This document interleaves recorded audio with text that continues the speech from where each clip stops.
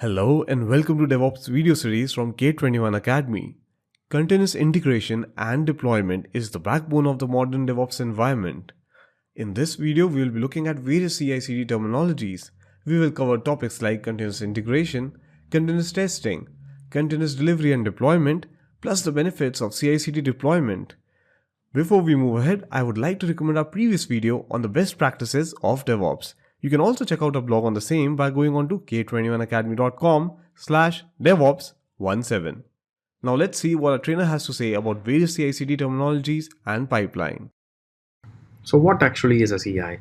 CI is termed as continuous integration. Okay. So what do you mean by continuous integration? So I was mentioning to you, like, the developers will be actually writing their codes and they will be checking in their code. Checking in is nothing but, you can save it as save. Okay, so they will be saving their codes as part of their repositories. Let it be any of the version controlled repositories. So once after they save the code into the repository, automatically a tool has to trigger that particular build. So what do you mean by build? So here there is a new concept, or I would say, like, a new terminology called as build. What actually is a build?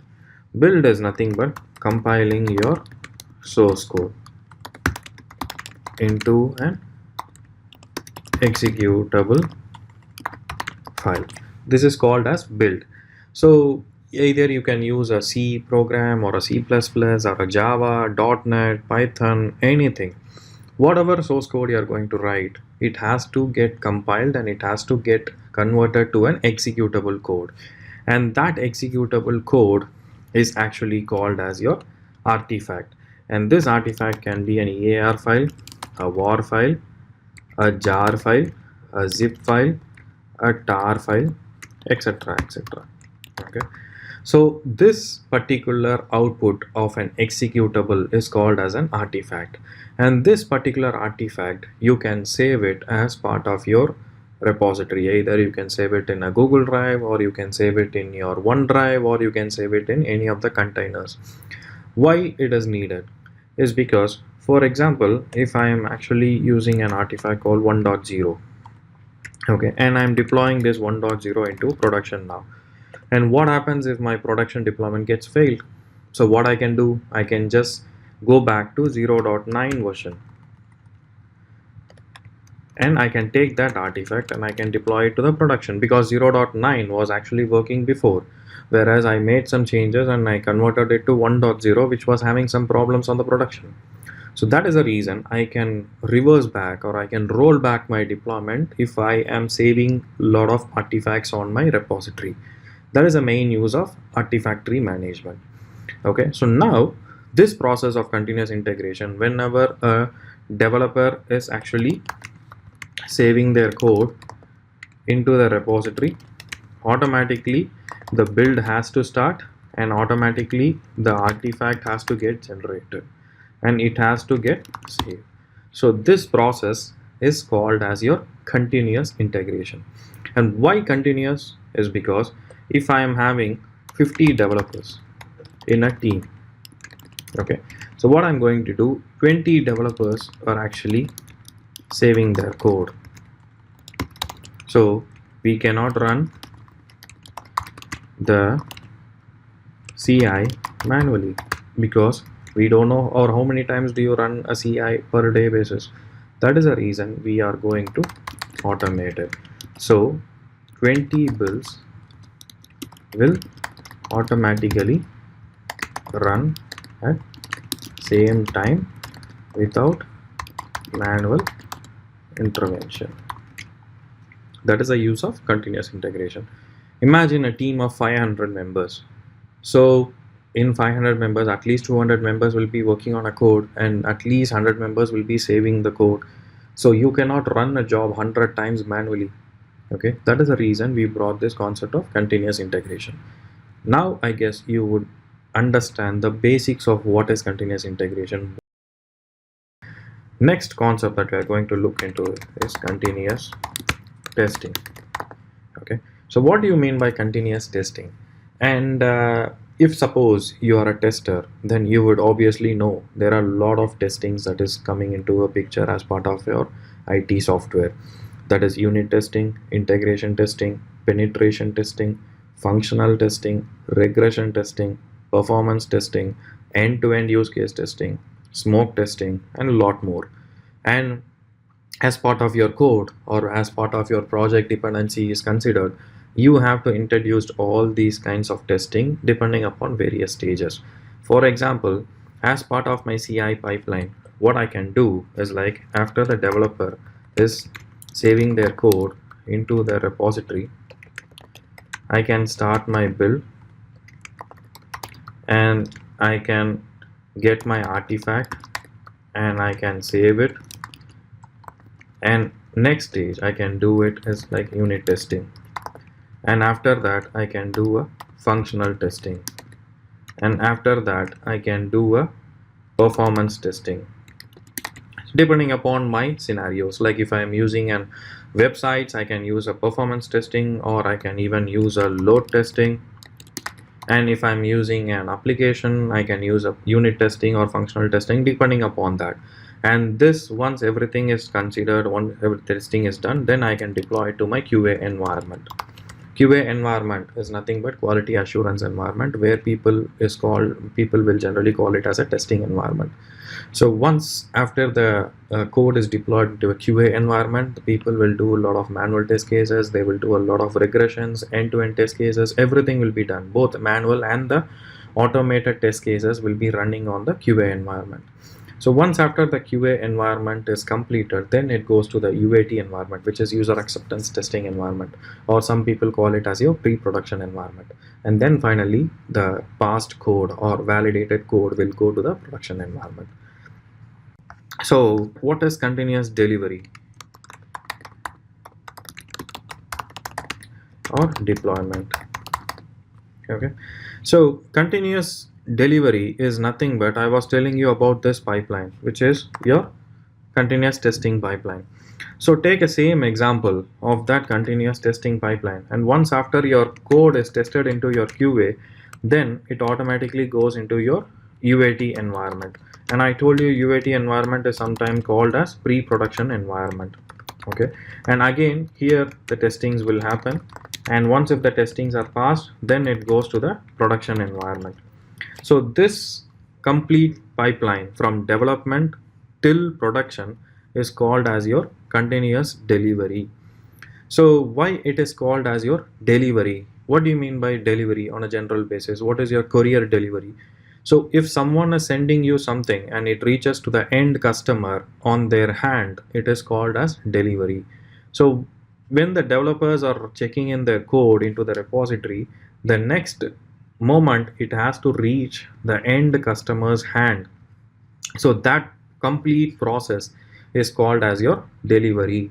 So this is what you would have heard in a lot of scenarios like CI/CD. Okay, and what are all the different aspects of this CD?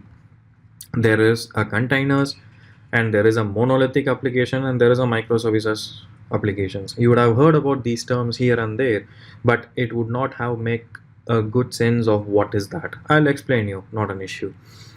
Monolithic applications. What do you mean by monolithic applications? Traditional applications or waterfall model applications is called as your monolithic applications, which means there are multiple tiers like front end, back end, database, web tier, middleware tier, or a database tier. So these multiple tiers are into a same framework where you will not be able to decouple it. You cannot separate a front end and a back end from that particular application.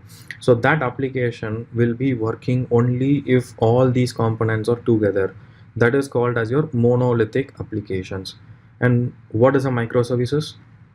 Exact opposite to it. So if you're able to decouple every single component out of it, and you can make a separate release out of it, then it is called as your microservices. Why is that needed?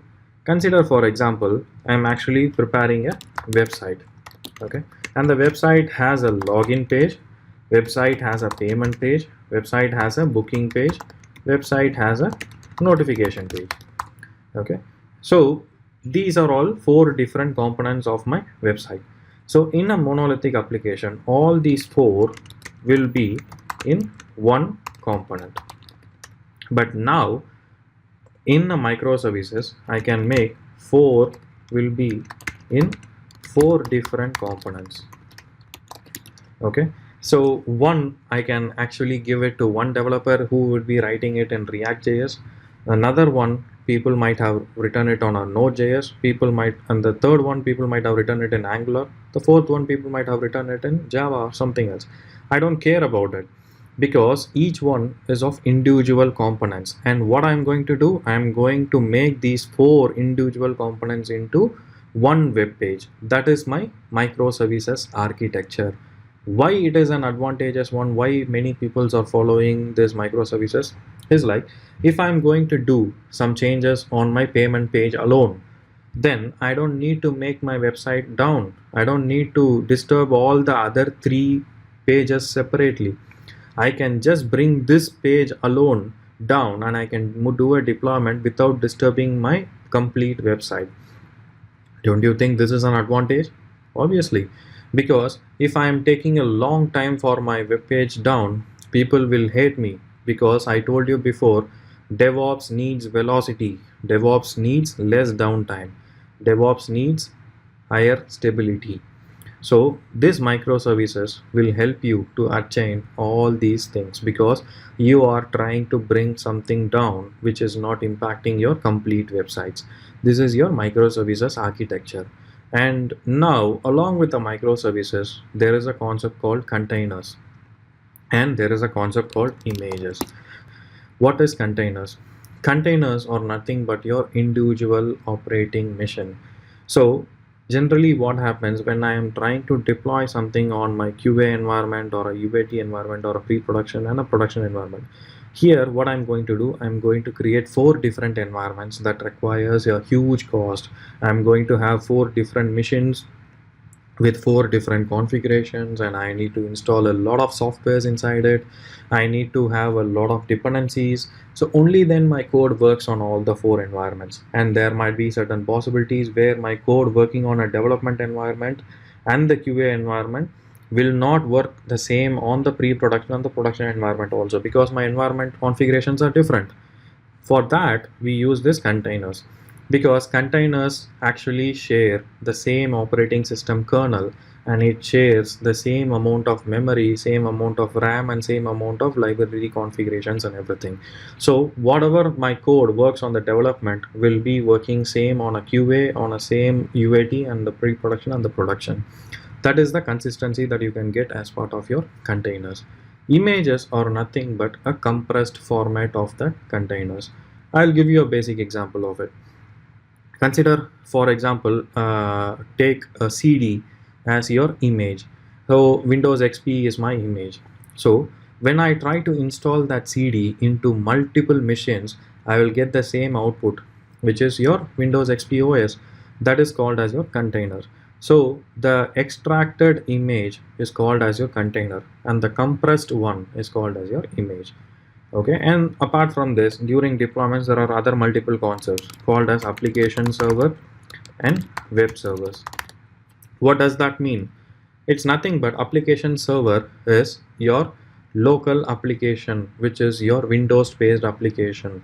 So either it can be an Apache Tomcat, or it can be a JBoss, or it can be a WebLogic, anything. So if you are trying to deploy your jar file or a EAR file into your application, then it is called as your application deployment. Whereas if I'm having an PHP page, or if I'm having a website or a .NET or a Node.js applications, then I am going to deploy it on a web server, because web server is publicly accessible product. So that I am going to deploy it as part of my web deployment. And for example, the web servers are IIS, Apache, and lot more, Nginx. So all these are web servers. So these are all the different concepts that has been involved as part of your continuous delivery. And again, what is the concept of continuous deployment? Till now what we have seen is a continuous delivery. So what is deployment? Deployment is nothing but the process of following from development till the production. and it has to be unique. So this process is called as your deployment process. So there is nothing difference between delivery and deployment. Delivery is only from continuous testing till the production. The complete process of CI and then continuous testing and then continuous delivery and then the continuous monitoring, the continuous releases, continuous feedbacks, all these are clubbed together and called a single name called as continuous deployment. And that deployment is a mechanism. It's not any particular tool or it's not any particular environment. It's the mechanism from start till the end. That was our expert trainer talking about the CI/CD deployment. You can also check out our blog on CI/CD deployment and benefits of CI/CD pipeline by visiting k21academy.com/devops18. CI/CD is part of our DevOps Foundation training program, where we cover all these topics in detail. If you're not yet DevOps certified and would like to see what to expect in the exam or how to prepare for it, I would like to invite you for a free 90-minute session with DevOps Institute as well as Microsoft Certified DevOps Expert Trainer. We will look at DevOps Foundation course. Additionally, we will show live demo of website deployment on Docker using Jenkins CI/CD and talk about different DevOps tools. We'll also share information about the certification exam, so you can register for free by going on to this URL, k21academy.com/devops02. In our next video, we will be looking at Git, its overview, architecture, and advantages. So I'll see you next week. Please click on the subscribe button if you haven't done that already and hit the bell icon so you don't miss out on our upcoming video.